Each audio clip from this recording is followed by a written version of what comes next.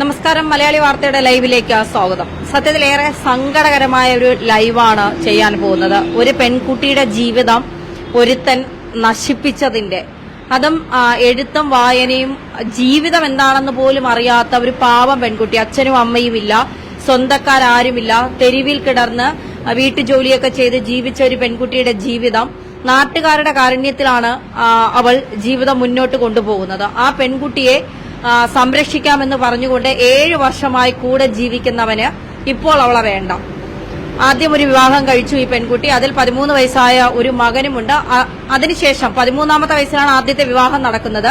അതിനുശേഷം കൂടെ കൂടിയതാണ് സൈബു എന്ന് പറയുന്ന പുനലൂർ സ്വദേശി.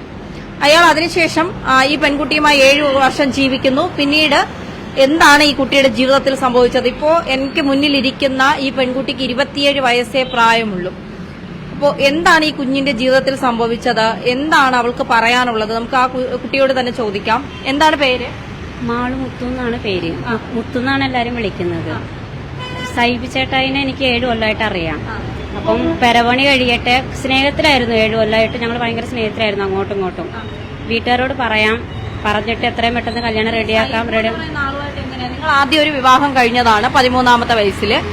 അതിനുശേഷം എങ്ങനെയാണ് ഈ സൈബുവിലേക്ക് എത്തുന്നത്? ഞാൻ ലോട്ടറി കച്ചവടത്തിന് ചെന്നതിന് ശേഷമാണ് കടയിൽ വെച്ചാണ് പരിചയം. ലോട്ടറി കട, ആലുവ സഹായി ലോട്ടറി കടയിൽ വെച്ചാണ് പരിചയം. അപ്പൊ അവിടെ കണ്ടുമുട്ടിയപ്പോൾ ഞങ്ങൾ അങ്ങോട്ടും ഇങ്ങോട്ടും അന്ന് തന്നെ ഇഷ്ടപ്പെട്ടു. ഒരു 2-3 മാസമൊക്കെ പരിചയപ്പെട്ടു, ഫ്രണ്ട്സായി. അങ്ങനെ ഫോൺ വിളി, അങ്ങോട്ടും ഇങ്ങോട്ടും വീഡിയോ കോൾ വിളിയായി, സംസാരിച്ചു. പിന്നെ സ്നേഹത്തിലായി. വീട്ടിൽ പറയാം ചേട്ടന്റെ കല്യാണം കഴിഞ്ഞിട്ട് ഞാൻ വീട്ടിൽ പറയാമെന്ന് പറഞ്ഞു എന്റെ അടുത്ത്. പിന്നെ ചേട്ടന്റെ സൈബുവിന്റെ ചേട്ടന്റെ കല്യാണം 36 വയസ്സായി. ചേട്ടൻ ഇതുവരെ കെട്ടിയിട്ടില്ല. കല്യാണത്തിന് ശേഷം നമ്മുടെ കാര്യം വീട്ടിൽ ഞാൻ പറയാം, അതുവരെ വെയിറ്റ് ചെയ്യാം. നല്ലൊരു കല്യാണാലോചന ഒക്കെ വന്നപ്പോഴും കെട്ടണ്ട, ഞാനുണ്ട്, നിനക്ക് ആരോരും ഇല്ലല്ലോ, നിന്നെ അങ്ങനെ വിട്ടേച്ചൊന്നും പോകാൻ പറ്റത്തില്ല, എനിക്ക് നിന്നെ വേണമെന്നും പറഞ്ഞാണ് കൂടെ നിന്നത് ഇത്ര വർഷമായിട്ടും. അപ്പൊ പെരവണിയും കഴിഞ്ഞു, ചേട്ടന്റെ കല്യാണവും കഴിഞ്ഞു. ചേട്ടനിക്ക് ഒരു കുട്ടിയുണ്ട്. ഇവരുടെ കുടുംബക്കാരെയൊക്കെ നിങ്ങൾ കണ്ടിട്ടുണ്ടോ? കണ്ടിട്ടില്ല, വിളിച്ചിട്ടുണ്ടായിരുന്നു. ഒരു 3 കൊല്ലം മുമ്പ് എന്നെ വിളിച്ചിട്ടുണ്ടായിരുന്നു. അവര് 2 കൊല്ലം മുമ്പ് വിളിച്ചായിരുന്നു. വിളിച്ചത് ആദ്യം പെങ്ങള് വോയിസ് മെസ്സേജ് ആയിരുന്നു എനിക്ക് അയച്ചത്. പറഞ്ഞു ഞാൻ കാരണം ചേട്ടൻ കെട്ടാണ്ടിരിക്കണ്ട, അപ്പൊ ഇങ്ങനെ ഒരു ആളുണ്ടെന്ന് സായിപ്പ് പറഞ്ഞാണ് അറിഞ്ഞത്. അതാണ് നിങ്ങളുടെ നമ്പർ വാങ്ങിച്ച് ഞാൻ വോയിസ് അയക്കണത്. ഞാൻ വീട്ടിലെ അഭിപ്രായം കൂടി ചോദിക്കട്ടെ, അവരുടെ അഭിപ്രായം കൂടി ചോദിച്ചിട്ട് ഞാൻ പറയാം. അതുവരെ ദയവേത് എന്നെ വിളിക്കരുത്, ഒന്നും ചെയ്യരുതെന്ന് പറഞ്ഞ് ഫോൺ കട്ടാക്കി. അതിനുശേഷം വിളിച്ചില്ല, വാട്സപ്പ് കോളാണ് എന്നെ മെസ്സേജ് അയച്ചത്. എന്നെ കോള് വിളിച്ചിട്ടില്ല ഇതുവരെ. അതിനുശേഷം അവരുടെ അമ്മ വിളിച്ചു, സൈചേട്ടായിയുടെ അമ്മ വിളിച്ചിട്ട് കാര്യങ്ങൾ ഇങ്ങനെ പറഞ്ഞു, നടക്കൂല, നീ വേറെ ജാതി, ഞാൻ വേറെ ജാതിയാണ്, നിനക്ക് എങ്ങനെയാണ് ആ കുട്ടി ഉണ്ടായത് എന്നൊക്കെ ചോദിച്ച് കുറച്ച് ഇതൊക്കെ ആയിട്ടാണ് ചോദിച്ചത് എന്നോട്. നിന്റെ അച്ഛനും അമ്മ എവിടെ, എങ്ങനെയാണ് നീ ഉണ്ടായത്, പിന്നെ കൊച്ചെങ്ങനെയാണ് ഉണ്ടായത്, ആദ്യം കല്യാണം കഴിഞ്ഞത് നിയമപരമായിട്ടാണോ എന്നൊക്കെ കുറേ ചോദ്യങ്ങളൊക്കെ ചോദിച്ചാണ് എന്നെ ഇതാക്കിയത്. പിന്നെ അത് അന്ന് അങ്ങനെ വിളിച്ച് ഇച്ചിരി വിഷമം ഉണ്ടായി. അങ്ങനൊക്കെ ചോദിച്ചപ്പോ നടക്കൂല, കല്യാണം കഴിച്ച് തരില്ല എന്നൊക്കെയാണ് പറഞ്ഞത്. ജാതിയാണ് അവര്. പിന്നെ പള്ളിയുടെ അച്ഛനോട് സമ്മതിക്കത്തില്ല, പള്ളി അച്ഛൻ സമ്മതിക്കത്തില്ല, ഞങ്ങളുടെ നാട്ടുകാരോട് എന്തു പറയും, അപമാനമാണ്, നാണംകേടാണ്, പുറത്തിറങ്ങാൻ ഞങ്ങൾക്ക് പറ്റത്തില്ല എന്നൊക്കെ പറഞ്ഞ് ആയിരുന്നു അമ്മയുടെ വർത്താനം. പിന്നെ അതിനുശേഷം അമ്മേനെ ഇടയ്ക്കിടയ്ക്ക് ഞാൻ വിളിയായി അങ്ങനെ സംസാരിക്കാം. അമ്മ പറഞ്ഞു വേറെ നല്ലൊരു ആലോചന ഉണ്ടെങ്കിൽ പറയണ്ട, മോനിക്ക് വേണ്ടിയാണെന്ന് പറഞ്ഞു. ബ്രോക്കർമാരോട് പറയാൻ പറഞ്ഞു. അവിടെ കിട്ടുന്നില്ല, പെണ്ണ് കിട്ടുന്നില്ല, ജീവിക്കുകയാണ്. അപ്പൊ ഞാൻ സൈചേട്ടനോട് പറഞ്ഞപ്പോൾ സൈചേട്ടൻ പറഞ്ഞു, നീ പെണ്ണൊന്നും ആലോചിക്കണ്ട, നീ അമ്മയോട് പറ, എനിക്ക് സൈചേട്ടനെ ഇഷ്ടമാണ്, നിങ്ങളുടെ മോനെ കെട്ടിച്ചേരുമെന്ന് അമ്മയോട് നിനക്ക് ചോദിക്കാറുന്നില്ലെന്ന് ചോദിച്ചപ്പോൾ എനിക്ക് പേടിയാണ് ചോദിക്കാൻ എന്ന് ഞാൻ പറഞ്ഞു. നീ ഒന്നും പറയണ്ട എന്ന് പറഞ്ഞു. പിന്നെ വീട്ടിൽ വരലും പോക്കൊക്കെ കൂടുതലായി. എന്റെ കൂടെ രാത്രി ഫുള്ളും കിടക്കൂല. 8 മണിയാകുമ്പോൾ കട പൂട്ടിപ്പോവും. ലോട്ടറി കടയുണ്ട് എനിക്കിവിടെ, ഗ്യാരേജിന്റെ അടുത്ത് ലോട്ടറി കടയുണ്ട്. അപ്പം ഈ കടയിൽ വരുന്ന 8 മണിയാകുമ്പോൾ ജിമ്മ് കഴിഞ്ഞിട്ട് ഇവിടെ വരും. വന്നിട്ട് പുള്ളി 8-9 മണിയൊക്കെ ആകുമ്പോൾ കട പൂട്ടി വീട്ടിലേക്ക് പോകും. വീട്ടിലേക്ക് പോയിട്ട് 10-11 വരെ എന്റെ കൂടെ ഉണ്ടാവും. അത് കഴിഞ്ഞിട്ടാണ് ആലുവയിൽ റൂമുണ്ട്, അവിടെ പോകും. എല്ലാ ദിവസവും 7 കൊല്ലമായിട്ട് ഞങ്ങൾ ഭാര്യ ഭർത്താവായിട്ടാണ് ജീവിക്കുന്നത്.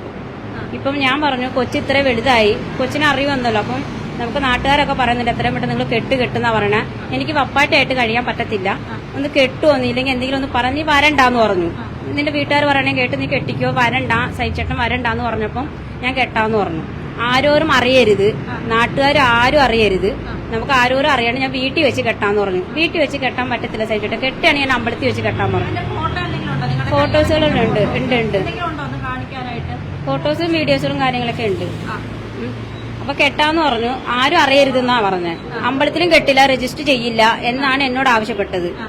ഇപ്പൊ പുറത്തറിഞ്ഞതിന് ശേഷം നമുക്കിത് വേണ്ട എങ്ങനെ ജീവിക്കാന്നാണ് ഇവര് പറഞ്ഞുകൊണ്ടിരുന്നത്? എന്നോട് പറഞ്ഞ പഴയതോളം പോവാം, ഭാര്യയും ഭർത്താവായിട്ട് വേണ്ട. കെട്ടിയതിന് ശേഷമാണ് പറയണത്, കല്യാണം കഴിച്ചതിന് ശേഷമാണ് പറയണത് നമുക്ക് പഴയതോളം പോവാം, ഭാര്യയും ഭർത്താവായിട്ട് വേണ്ട. എനിക്ക് അങ്ങനെ അംഗീകരിക്കാൻ പറ്റുന്നില്ല. നിനക്ക് പൊക്കവും ഇല്ല, നിനക്ക് വണ്ണവും ഇല്ല, അത് മാത്രമല്ല നീ എന്റെ ജാതിയോ അല്ല. ഞാൻ മതം മാറാമെന്ന് ഞാൻ പറഞ്ഞായിരുന്നു. ഞാൻ മതം മാറാം, ക്രിസ്ത്യൻസിലേക്ക് ഞാൻ മാറാന്ന് പറഞ്ഞായിരുന്നു. അപ്പൊ പറയണത്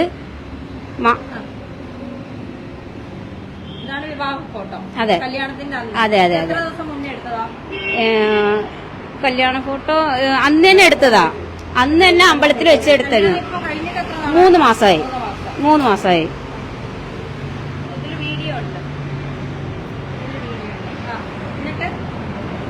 കല്യാണം കഴിഞ്ഞതിന് ശേഷം പറയണത് എനിക്ക് വേറെ ഒരു കുട്ടിയായിട്ട് ഇങ്ങനെ വാക്ക് കൊടുത്തിട്ടുണ്ട്. ഞാൻ കല്യാണം കഴിക്കാന്ന് വാക്ക് കൊടുത്തിട്ടുണ്ട്, അവളെയും കൂടി എനിക്ക് കെട്ടണം എന്നാണ് പറയുന്നത്. നീ ഇവിടെ നിന്നോ, വീട്ടുകാരോ നാട്ടുകാരോ ആരും അറിയണ്ട, എനിക്ക് അവളെയും കൂടി കെട്ടണം.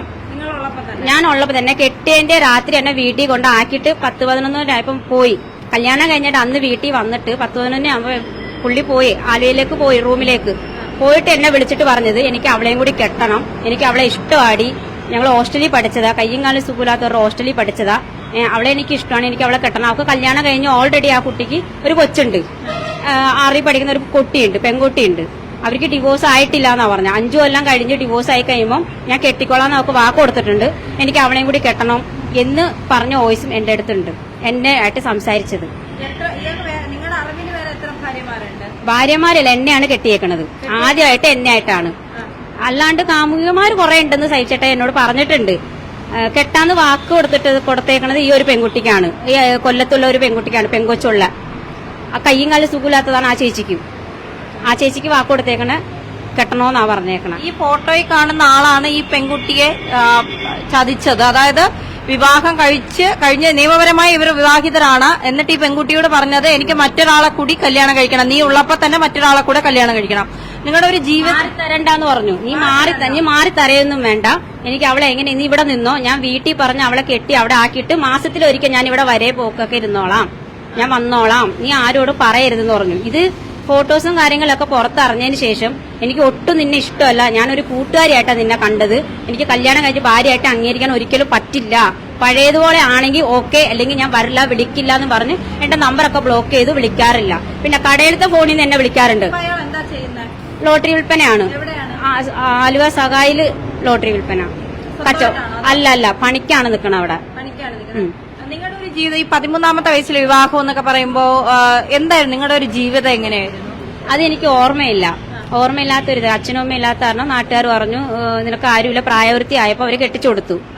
പുള്ളി 18 അല്ലായിരുന്നു, പ്രായവൃത്തി ആകുന്നപ്പം മറ്റേ ഇത് കെട്ടിച്ചു കൊടുത്തു. അപ്പൊ അതില് ഒരു 2-3 മാസം ഞങ്ങള് താമസിച്ചുള്ളൂ. തമിഴ്നാട്ടിലുള്ള ഒരു ചേട്ടനിക്കായിരുന്നു. എനിക്കപ്പം 13 വയസ്സും പുള്ളിക്ക് എന്നെ ആദ്യം കെട്ടിയ ആൾക്ക് 43 വയസ്സും ഉണ്ടായി. അങ്ങനെയായിരുന്നു കല്യാണം. ആ ബന്ധം തകരാനുള്ള കാരണം പോലീസും കേസും ഒക്കെ ആയത്. അതായത് ബ്ലീഡിംഗ് ഒക്കെ ആയി ഹോസ്പിറ്റലിലേക്ക് എന്നെ കൊണ്ടുപോയതിനു ശേഷമാണ് ഞാൻ ഗർഭിണിയാന്നുള്ളത് അറിയുന്നത്. അവിടെ വെച്ചാണ് അറിയുന്നത്. അപ്പോഴാണ് പോലീസ് വന്ന് പുള്ളിനെ അറസ്റ്റ് ചെയ്തത്. അപ്പൊ ആൾക്കാരൊക്കെ കൂടി സംസാരിച്ച് പുള്ളിനെ കൊണ്ടുപോയി. അതിനുശേഷം ഞാൻ പ്രസവിച്ചൊക്കെ കഴിഞ്ഞ 6 മാസം കഴിഞ്ഞേ പിന്നെയാണ് കൊച്ചിനെ കാണാൻ വരുന്നത്. അപ്പൊ തന്നെ പുള്ളിനെ എല്ലാരും പറഞ്ഞു വിട്ട്. ഇനിയിപ്പൊ ഇത്രയും ആയില്ല, ഇനി വേണ്ടെന്ന് പറഞ്ഞു പുള്ളിനെ അപ്പൊ തന്നെ പറഞ്ഞു വിട്ട്. പുള്ളി എങ്ങോട്ടാ പോയെന്ന് അറിയത്തില്ല. ഇതുവരെ വന്നിട്ടുമില്ല, അന്വേഷിച്ചിട്ടില്ല, ജീവനോടുണ്ടോ ഇല്ലോ എന്നൊന്നും എനിക്കറിയില്ല. ഇല്ല, ചോദിച്ചിട്ടില്ല, എന്നാ വരെ ചോദിച്ചിട്ടില്ല. ഇഷ്ടമാണ് അവനിക്ക്. വീട്ടിൽ വരാറുണ്ട്, പോവാറുണ്ട്. ഞങ്ങൾ കറങ്ങാൻ പോകുമ്പോഴും സിനിമക്ക് പോകുമ്പോഴും ഫുഡ് കഴിക്കാൻ പോകുമ്പോഴും ഒക്കെ അവനെയും കൂട്ടാറുണ്ട്. ഞങ്ങൾ അവനെ മാറ്റി നിർത്താറില്ല. ഒരു ദിവസം ഞാൻ ഇങ്ങനെ കരഞ്ഞിരുന്നപ്പം കൊച്ചു ചോദിച്ചു എന്താ അമ്മയെന്ന് ചോദിച്ചപ്പം സൈച്ചേട്ടന് വീട്ടിൽ പെണ്ണാലോചന എന്നൊക്കെ പറയുന്നുണ്ട്, എനിക്ക് ഭയങ്കര പേടിയാന്ന് പറഞ്ഞു. ഞാൻ സൈച്ചേട്ടനോട് പറയാന്ന് പറഞ്ഞു. ഇവൻ കോള് വിളിച്ച് സൈച്ചേട്ടന്റെ അടുത്ത് പറഞ്ഞു, സൈച്ചേട്ടൻ ഞാൻ ഹോസ്റ്റലിൽ നിന്നോളാം, അമ്മേനെ കെട്ടി വീട്ടിൽ കൊണ്ടുവയ്ക്കോ, അമ്മേനെ ഇങ്ങനെ കരയിപ്പിക്കല്ലേ എന്ന് ഇവന് പറഞ്ഞു. അപ്പൊ സൈച്ചേട്ടായി പറഞ്ഞു അതൊക്കെ പിന്നെടുത്തുള്ള കാര്യമില്ലേ, പിന്നെ ആലോചിക്കാം, നീ അതൊന്നും സംസാരിക്കണ്ട, അമ്മയുടെ കൊടുക്കാൻ പറഞ്ഞു ഫോൺ. ഇവൻ പറഞ്ഞിട്ടുണ്ട്, സംസാരിച്ചിട്ടുണ്ട്. അപ്പം എന്നോട് ഇപ്പൊ പറയണത് നീ നിന്റെ കൊച്ചും പോയി മരിക്കാതെ ഇവിടെയല്ല കണ്ണൂറോ എവിടെയെങ്കിലും പോയി മരിക്കടി, എന്റെ ഷർട്ടും കാര്യങ്ങളൊന്നും നീ കൊണ്ടുപോകരുത്, അല്ലാണ്ട് എവിടെയെങ്കിലും ഇവിടെ മരിച്ചു കഴിഞ്ഞാൽ എന്നെ പോലീസ് പിടിക്കും, നീ വേറെ എവിടെയെങ്കിലും പോയി മരിക്കാനാണ് എന്നോട് ആവശ്യപ്പെട്ടത്. ഇതിന്റെയൊക്കെ ദൃക്സാക്ഷികളുണ്ട്.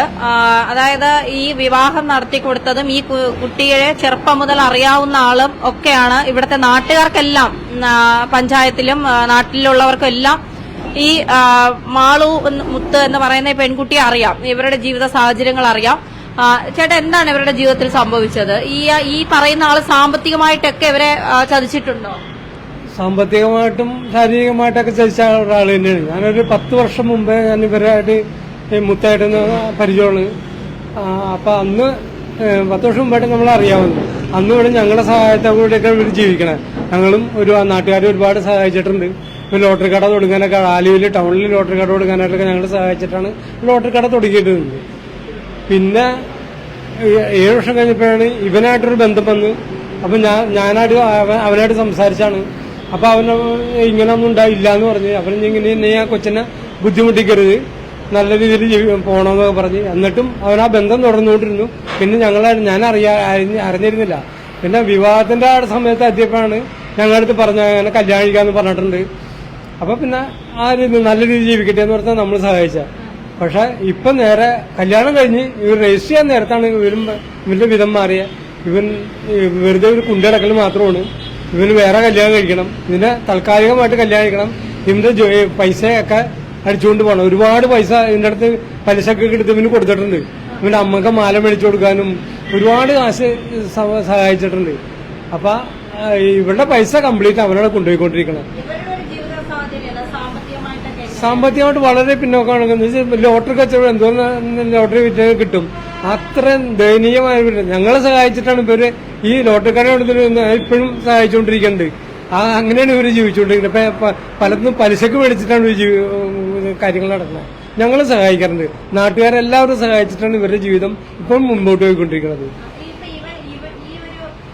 ഈ സൈബു എന്ന് പറയുന്ന അയാളുമായിട്ട് ഞങ്ങൾ സംസാരിച്ചായിരുന്നു. അപ്പൊ സംസാരിച്ചപ്പോൾ അയാൾ പറയുന്നത് ഇവരയാളെ ചതിച്ചു, അയാൾ പോലീസിൽ പരാതി കൊടുത്തിട്ടുണ്ട് എന്നൊക്കെയാണ് പറയുന്നത്. അത്തരത്തിൽ എന്തെങ്കിലും പറയുന്നതിൽ എന്തെങ്കിലും ഒരു വാസ്തവമുണ്ടോ? ചതിച്ചെന്ന് പറയണ ഇവര് പറഞ്ഞ കല്യാണം പുറത്തറിയരുന്നതാണ്. രഹസ്യമായിട്ട് കല്യാണം നടത്തി ഈ വീട്ടിൽ കൊണ്ടുപോകണം. വീട്ടിൽ എന്നിട്ട് ഇവന് വേറെ കല്യാണം കഴിക്കണം, നാട്ടില് വേറെ കല്യാണം കഴിച്ച് സ്വന്തം വീടൊക്കെ വെച്ചിട്ട് സ്വന്തമായിട്ട് ജീവിക്കണം. അതാണ് ഇവന്റെ പ്ലാൻ. പക്ഷെ അത് പുറത്തറിഞ്ഞപ്പോഴാണ് ഇവരായിട്ട് ദേഷ്യം വന്നത്. അതാണ് ഇവൻ ചതിച്ചെന്ന് പറയണത്.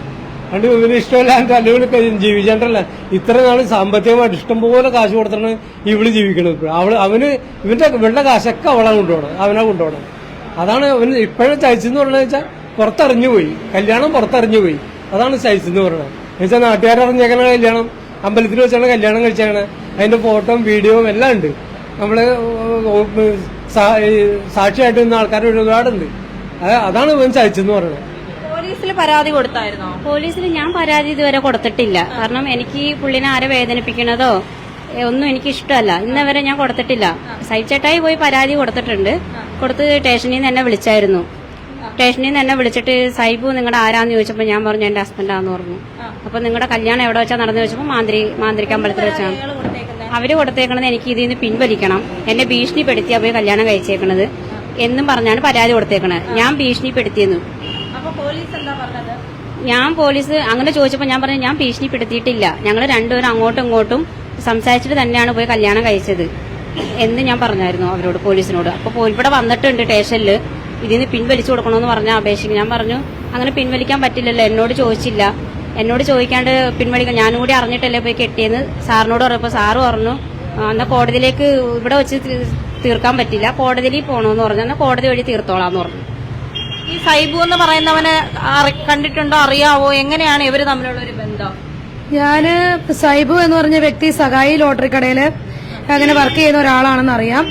ഞാൻ കഴിഞ്ഞ ദിവസങ്ങളിൽ അതിൽ കൂടെ പോയി ഇദ്ദേഹത്തിനെ കുറിച്ച് അന്വേഷിച്ചപ്പോൾ വളരെ മോശമായിട്ടുള്ള അഭിപ്രായങ്ങളൊക്കെയാണ് ആളുകളുടെ ഭാഗത്തുനിന്ന് ഉണ്ടാകുന്നത്. പിന്നെ ഈ കുട്ടിയാണെങ്കിലും ഈ കേസ് സംബന്ധമായിട്ടാണ് എന്നെ വിളിച്ച് കാര്യങ്ങളൊക്കെ പറഞ്ഞത്. ഞാനൊരു സാമൂഹ്യ പ്രവർത്തകയാണ്. ഞാൻ ഇവിടെ വന്ന് ഈ കുട്ടീനെ കുറിച്ച് യൂണിയൻകാരോടും മറ്റുള്ള ആളുകളോടൊക്കെ സംസാരിച്ചിരുന്നു. മുത്തുവിനെ കുറിച്ച് എല്ലാവർക്കും നല്ല അഭിപ്രായമാണ്. ഈ കുട്ടി വളരെ ചെറുപ്പകാലത്ത് ഈ നാട്ടിൽ വന്നതാണ്. അറിവില്ലാത്ത പ്രായത്തിൽ അതിന്റെ അച്ഛനും അമ്മയും മരിച്ചു. ആദ്യം ഒരു വിവാഹം കഴിച്ചിട്ടുണ്ട്.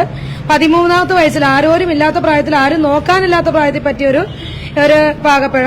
നാട്ടുകാരെല്ലാം കൂടെ കൂട്ടിയിട്ടാണ് അന്ന് മുതൽ ഇന്നോളം ഈ കുട്ടിയുടെ സംരക്ഷണം ഏറ്റെടുത്തിരിക്കുന്നതും ഇപ്പൊ കാര്യങ്ങൾ നടന്നു പോകുന്നതും നാട്ടുകാരുടെ സഹകരണത്തോടു കൂടി തന്നെയാണ്. പിന്നെ ഈ ലോട്ടറി കട ആദ്യമേ മുത്തു പുറത്തു നിന്നിട്ടാണ് ലോട്ടറി കച്ചവടം ചെയ്തുകൊണ്ടിരുന്നത്. അപ്പൊ ഈ സൈബു എന്ന് പറഞ്ഞ വ്യക്തി 7 കൊല്ലങ്ങൾക്ക് മുമ്പേ മുത്തുവിന്റെ കൂടെ കൂടിയ ഒരു വ്യക്തിയാണ്. അപ്പൊ പറഞ്ഞു, എന്റെ വീട്ടിൽ നീ ലോട്ടറി കച്ചവടം റോട്ടിൽ നിന്ന് ചെയ്യുന്നത് കണ്ടിട്ടുണ്ടെങ്കിൽ അവര് സ്വീകരിക്കത്തില്ല, നിന്നെ ഒരു കട എടുത്തു തരാമെന്നും പറഞ്ഞുകൊണ്ട് കബളിപ്പിക്കുക ചെയ്തത്. കട എടുത്തു കൊടുക്കാമെന്നും പറഞ്ഞുകൊണ്ട് വന്ന ഓണറിനോടൊക്കെ സംസാരിച്ച് 25,000 രൂപയ്ക്ക് സെക്യൂരിറ്റിക്ക് കിട്ടിയ കട ഈ കുട്ടിയോട് അത് 1 ലക്ഷം രൂപയാണെന്ന് പറയുകയും 75 രൂപയോളം അവൻ അടിച്ചു മാറ്റുകയും ചെയ്തു. എഴുത്തും അതിനെ അറിയത്തില്ല, അതാണ് ഏറ്റവും വലിയൊരു പാകപ്പിഴയായിട്ട് കാണുന്നത്.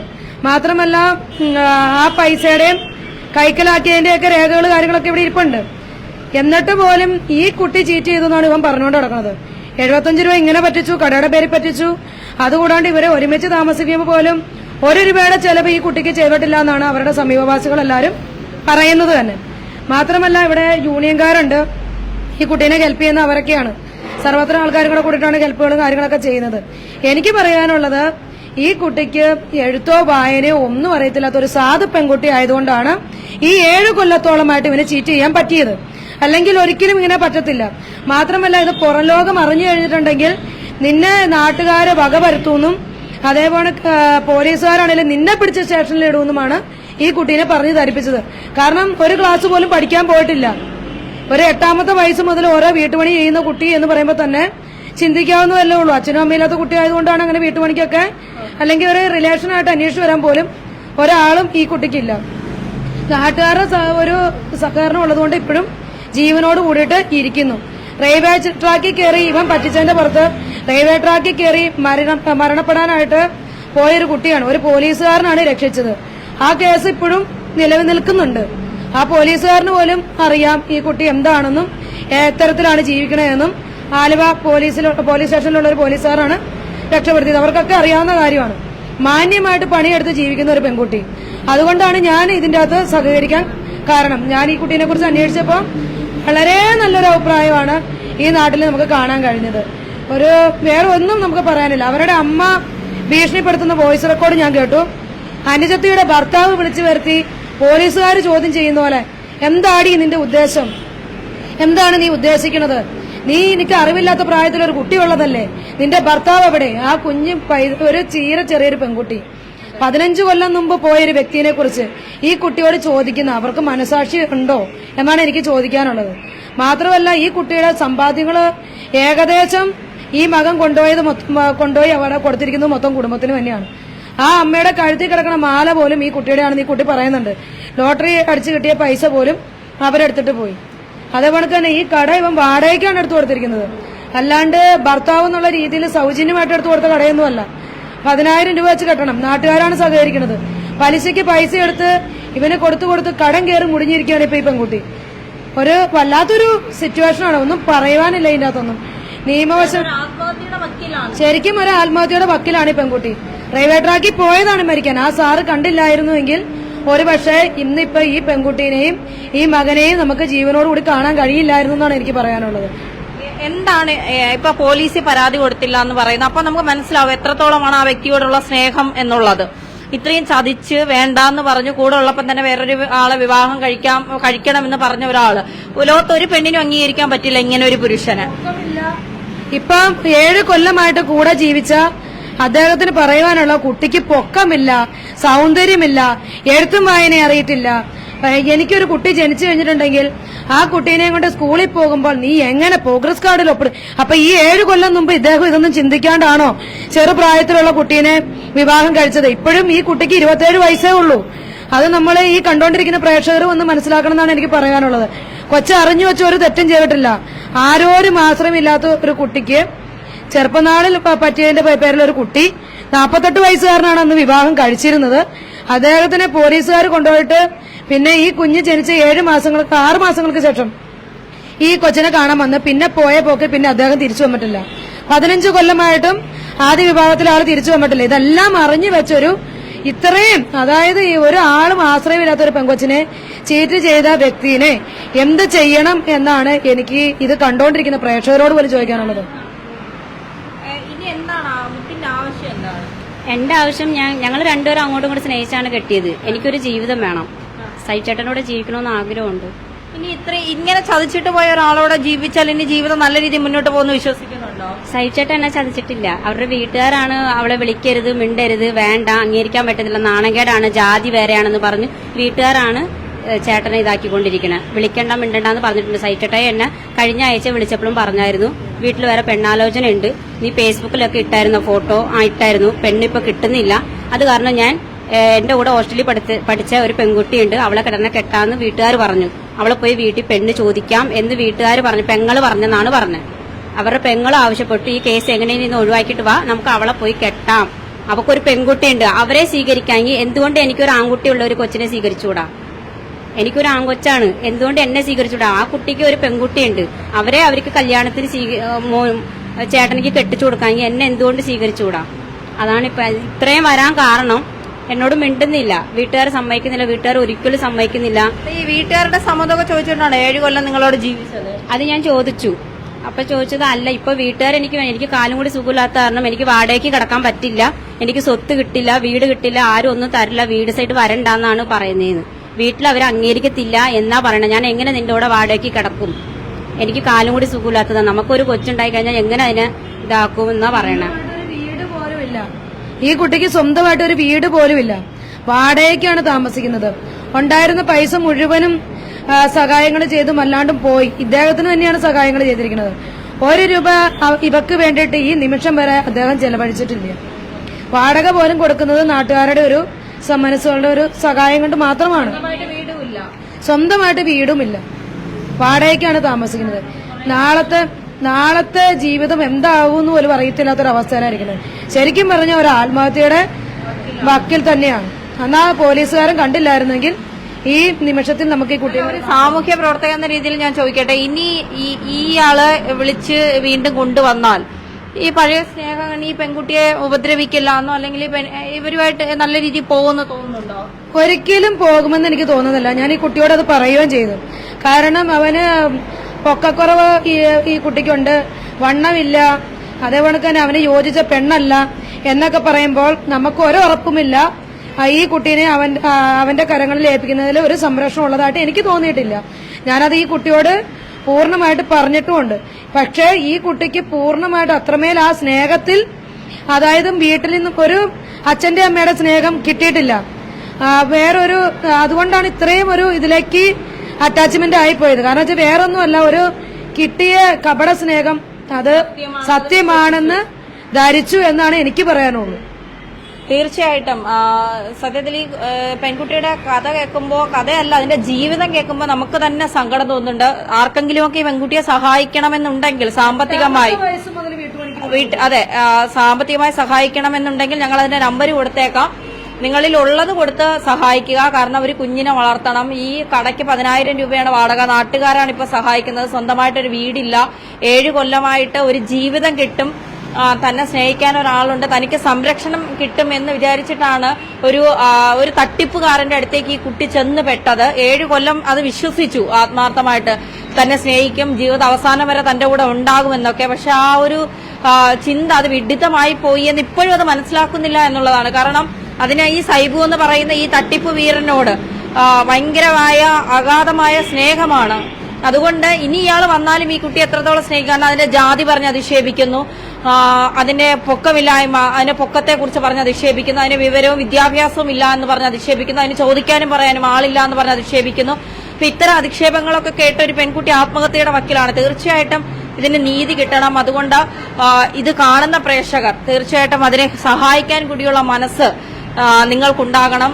അവർക്ക് നീതിയും കിട്ടണം. അതിൽ എത്രയും പെട്ടെന്ന് ആർക്കൊക്കെ ഏതൊക്കെ അധികൃതർക്ക് ഇടപെടാൻ കഴിയുമോ അവരൊക്കെ ഇടപെട്ട് ഈ പെൺകുട്ടിക്ക് നീതി വാങ്ങി കൊടുക്കുക എന്നുള്ളതാണ്. നമ്പർ കൂടി ഞങ്ങൾ വെക്കാം.